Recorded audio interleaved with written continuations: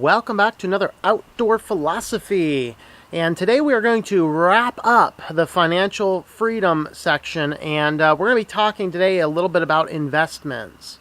So as you are learning to pay with cash and you're learning to get on a budget and keep those debts to a minimum and all that kind of things, you're going to want to get to the point where you start investing. Now, investing, if you are lucky enough to have one of the jobs that will give you a 401k or something like that, they're going to give you a percentage of your income. When you are still in debt, paying off a lot of things, do not put a ton extra to those retirement accounts. I know some people are like, but they match. Well, maybe not. It depends on what's going on. So the general rule of thumb, if you don't have a job that is paying you investments, don't worry about investing until you are paid off on all of your debt. Once your debt's paid off, about 15% of your income should go into some type of retirement account. Now, if you have one of those jobs where you get a match or something, then you put whatever they put in and up to whatever the match is into that. But those types of retirement accounts are generally not the best. Anything's good if it's free money, and if they're matching, that's called free money. Take it. All right? But once you max that out, you still want to get up to 10% of your income, so you want to open up either an IRA or a Roth IRA with an individual financial planner, one that has the heart of a teacher and will enable you to understand what you're doing. And you want to open up some retirement accounts for the purpose of investing. Now, if you have young kids, you might put it into a college fund. I personally am not a huge fan of that, just because I am not a huge advocate that everybody should go off to college. And it's better to put that money, in my opinion, in a good mutual fund that you can pull that out if they want to start a business instead. Instead of funding going to college, you probably have more success for your kid funding a business as long as they have a brain and know what they're doing in funding a business. So there's that type of stuff that we can look at doing. Now, the types of investments that you want, longer term investments, IRAs and Roth IRAs. So the Roth IRA is the best one, but it's limited in how much you can put into it. And the difference is you pay taxes on the money, and then post-tax, the Roth IRA gets funded. And then what that means is that at the end of your life, when you do a withdrawal on that, the Roth IRA is not taxed when you withdraw it. But the regular IRA gets put in with pre-tax money, so you basically get a tax cut for putting money into the IRA, but when you draw it out at the end of your life, you're paying taxes on what you came out. And so it's better to not pay taxes in the sunset years of your life, so fund a Roth IRA as much as you can.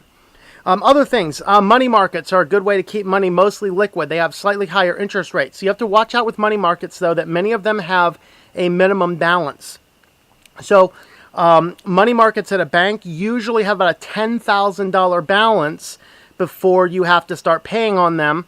And if you don't have that $10,000 balance, then it's going to cost you some amount of money, maybe $5, maybe $15. And this is one of the cases you never really want to do any investment planning through an insurance company or through a bank. Neither of those are set up for investments. Those are set up to profit. They're not set up as investments. So you never take any form of investment from an insurance agent. You never take any form of investment from a bank. And I was talking to a friend of mine about this. He was a younger person saving up for a trip. He was in high school at the time.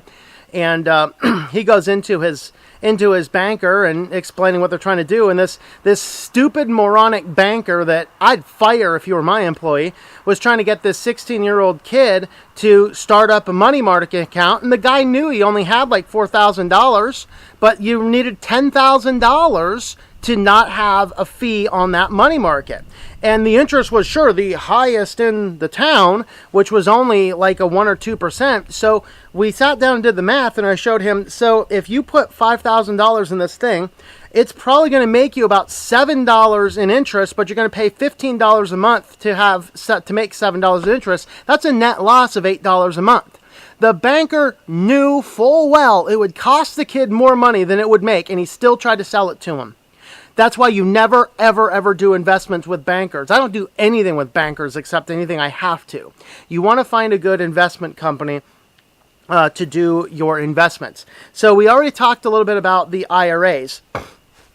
Money markets are also good. Money markets a little bit more fluid. Something else that you can do in a bank if you're like, I'm going to see I'm going to make a decision on this in a year or 18 months. The one thing you might look at a bank has is a CD.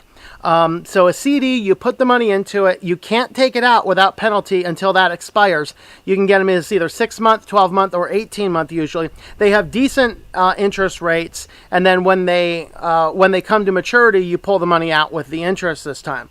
That's a good place to park a little bit of money if you have one, and those don't generally have a fee. You have to have a certain amount in them. And so that certainly is an option. The money markets are good with non-bank situations. I know the company I do investment with, I think their minimum to not have a fee on the money market, I think is $2,500 versus every bank I've talked to is $10,000. So that's kind of what the difference is between those. Now, the other thing that you have is mutual funds, which is basically like an IRA, only there's no penalty to take it out.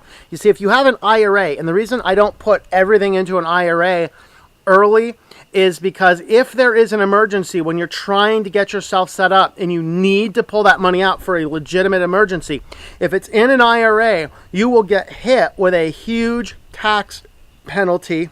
It's a 10% penalty for an early withdrawal plus your tax rate. So you're probably going to pay somewhere between 25 and 45 or higher percentage on that money if you take it out.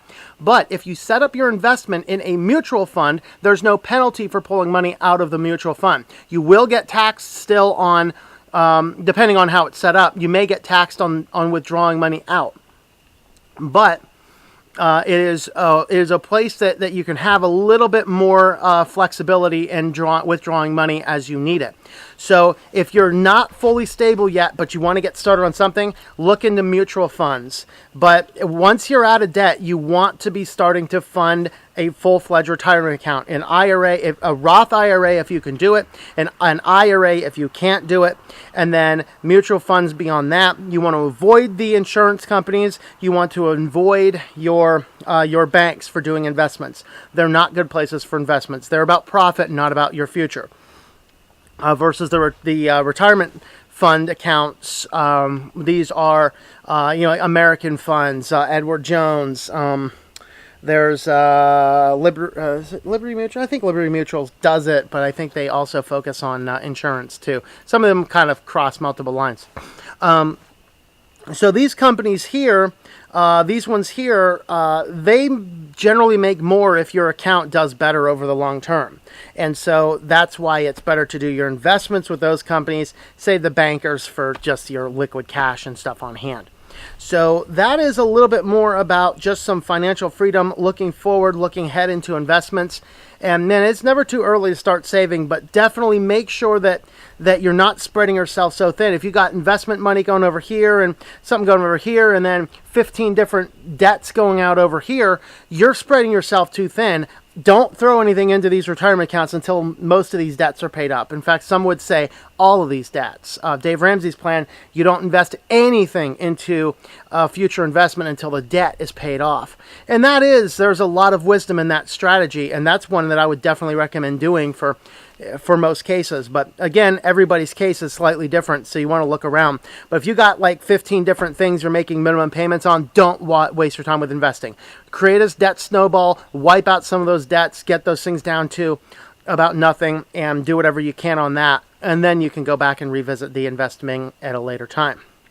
So that's what we're going to say here about investments and the final video here on our financial freedom section. So we will be back next week with either an update or the start of a new series. I'm not sure what we're going to do yet. So with that being said, thanks for coming along and hope that you enjoy your daily walk in our Lord.